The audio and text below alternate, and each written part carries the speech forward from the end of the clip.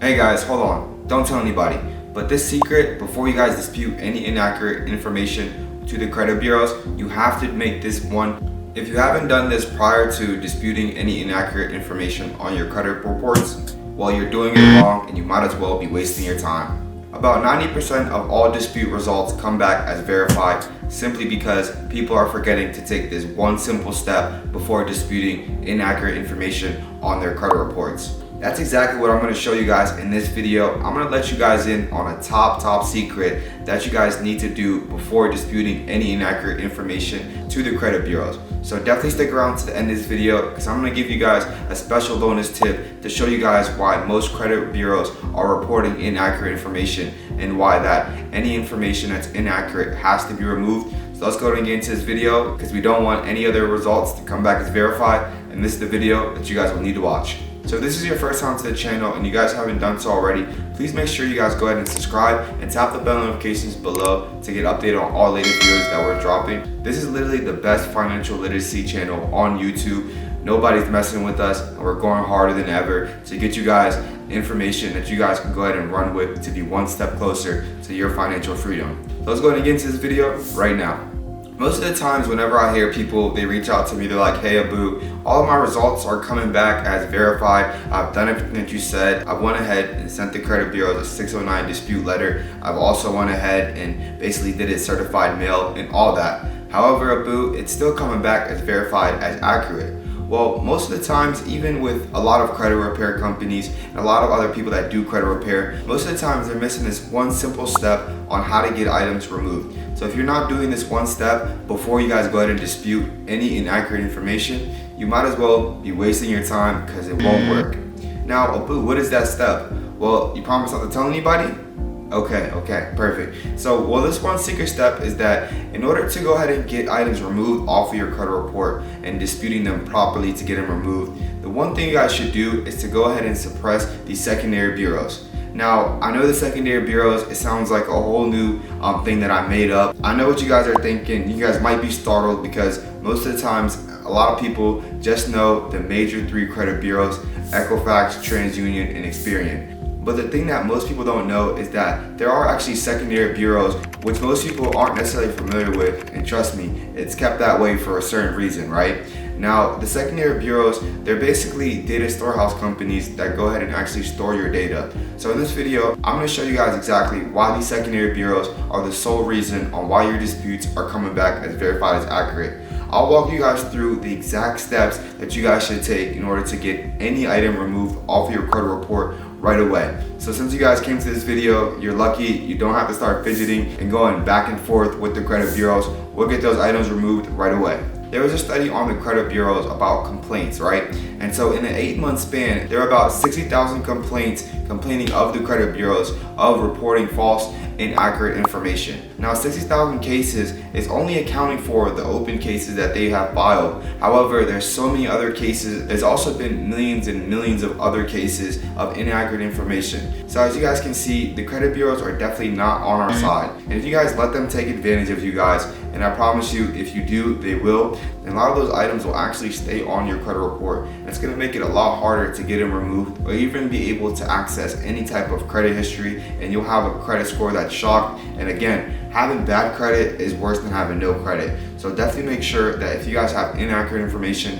we're always taking a diagnosis of our credit report and checking it from time to time, because what we don't measure, we cannot manage. So that's kind of how it goes, right? Let's walk you guys down on the dispute process and exactly the ins and out of the dispute process and how it works. So for example, say that you went ahead and sent over a letter to the credit bureaus, and whenever you guys go ahead and send over this letter to the credit bureaus, automatically a lot of people often think that there's a representative and is sitting there individually and opening up each mail that comes in to these credit bureaus. However, it's 2023, and on the contrary, there actually is no representative that is sitting behind a desk looking at your individual dispute results. Instead, the credit bureaus have a computer data-driven system that is called Oscar, and this computer system is basically responsible for reading all of your dispute letters as they come in. So after your letters have been processed by the computer, after that they're going to go ahead and be stored in a certain file, and once they're stored, the credit bureaus have 30 days from your initial dispute letter that was received, right? From 30 days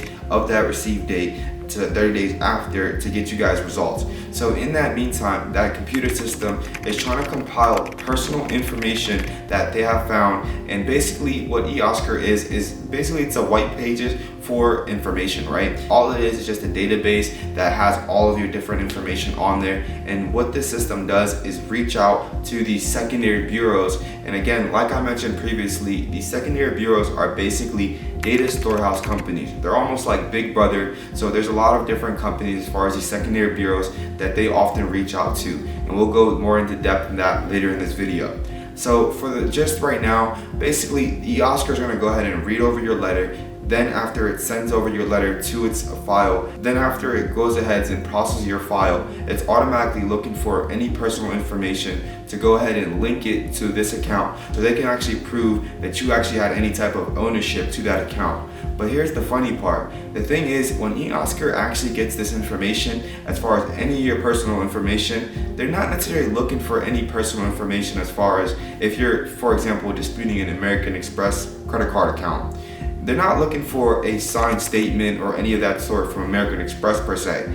They're just looking for any type of personal information to go ahead and link to that account, right? So they're just looking for any names, addresses, any type of correspondence or any of that sort to go ahead and actually link your personal information to this account that's being disputed. So as you guys can see, the credit bureaus definitely don't play fair, and that's why it's so important for us to know our rights as consumers to be able to fight back and make sure that the credit bureaus are abiding by the laws enacted by Congress. So whenever eOscar is searching for any personal information to go ahead and link it over to that account, it's basically deciding one of two things.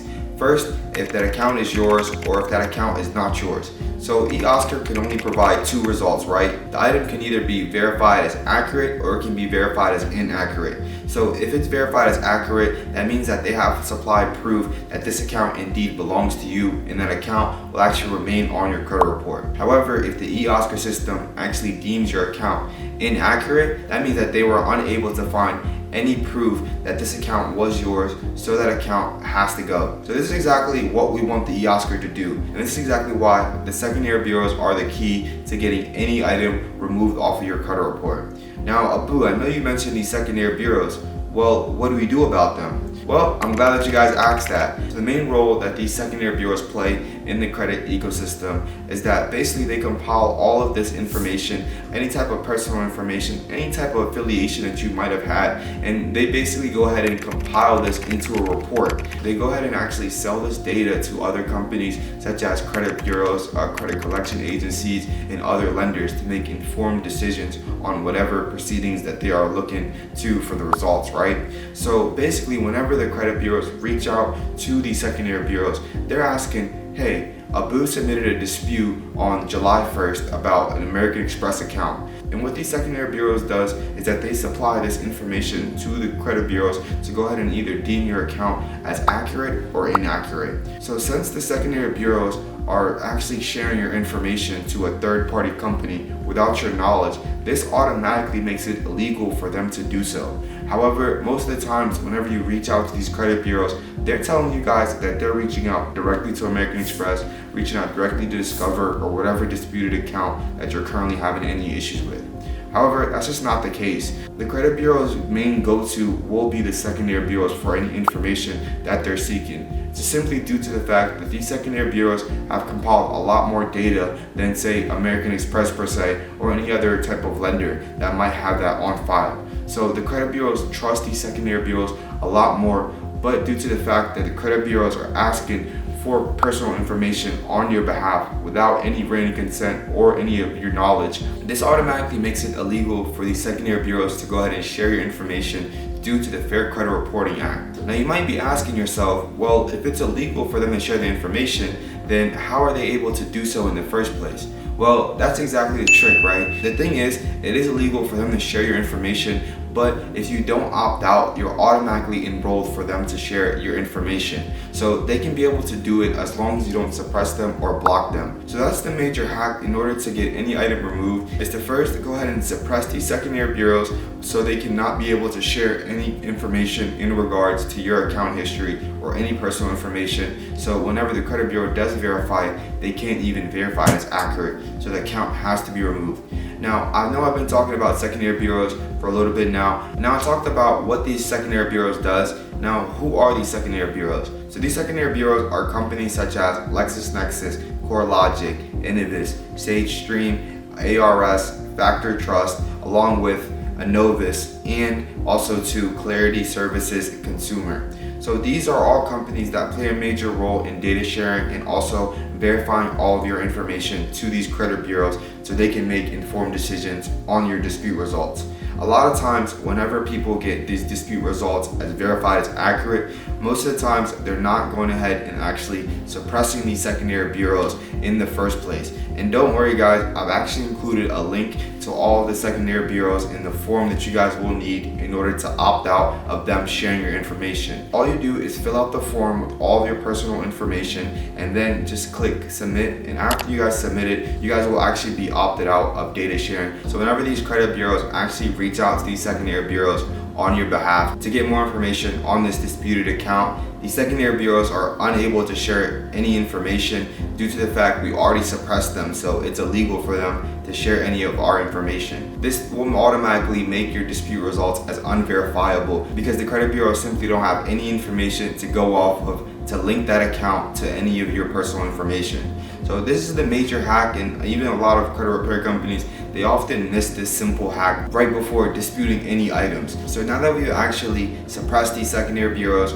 from sharing any of our personal information, we can go ahead and proceed with the dispute process as regularly. We're going to go ahead and send out the 609 dispute letter via certified mail, because again, certified mail will give you a tracking, and so just in case the credit bureaus don't acknowledge that they have received the letter, you have written proof in case you need to sue them later on or the item isn't getting removed. So you always want to make sure that you guys always have documentation, and I highly recommend that you guys store it, take a picture, just in case. You never know when you guys might need it. So after you guys go ahead and send out your 609 dispute letter via certified mail, then what I want you guys to do is to mark your calendars 30 days ahead. So when that day approaches, make sure you guys check with the credit bureaus to see if they have any results in regards to your dispute. So hopefully the account will be removed and you guys will get a result that states that the item cannot be verified, so it has to be removed. So one myth that I really want to break concluding this video: the credit bureaus are not a non-profit.